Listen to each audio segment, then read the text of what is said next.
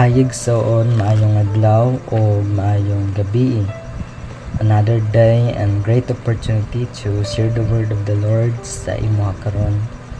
And these verses nga akong i-share, I know no itantapangan taniya sa pang-adlaw-adlaw nato nga kinabuhi. I'm here to share the word of God because I know nga kanang sa atong kinabuhi sometimes nakabati taw kanang hopeless, sometimes natay kanang mga bad experiences and need lang nato kanang comfort, no, but kato nga comfort sometimes dili nato makita sa atong friends or even sa family.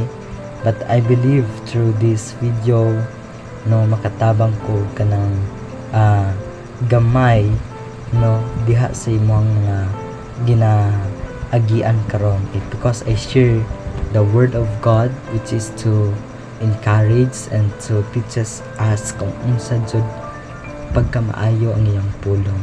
You know what the Bible says, found in Proverbs chapter 4 verse 26, ana siya, maghatag kini kinabuhi ug ayong panglawas ngadto sa makasabot nini. Ang passages nini gina-describe about sa ang kaayuhan sa kaalam. It means kung unsa jud ang kanang ma-benefits diha sa kaalam. Ang kaalam, which is gina-describe niya about sa wisdom, no, if a people adunay kanang wisdom or kaalam, the way they think, no, very hanay jud kaayo, the way they act, kabalo jud sila kung paano mag-act nga inubanan sa kaalam, dili sila magpataka-taka o kanang sulti. It because nasayod sila kung makatabang ba kini or makapasakit ba kini. And you know what, in verse 22 gina-describe niya nga mao kini ang kanang kaya mabuhat sa kung aduna kay pagtuo sa Ginoo. Ana siya, maghatag kini kinabuhi ug maayong panglawas, no, ngadto sa makasabot niini. What is the purpose or unsa man ning meaning, no? It means if our kanang understanding is nakasabot ta, no, about sa ato ang purpose sa kinabuhi, about sa ato ang kanang binuhatan diri sa kalibutan, or enough na ba ang ato ang self. Kung kabalon na tani ana, we understand, no, kung unsa ang kanang mga event or mga nahitabo sa atong kinabuhi.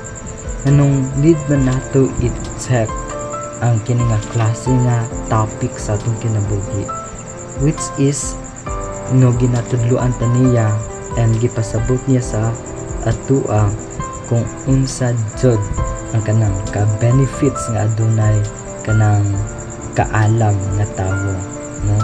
If you have a wisdom, you are able sa mga butang, like the way you speak and the way you act to the other people.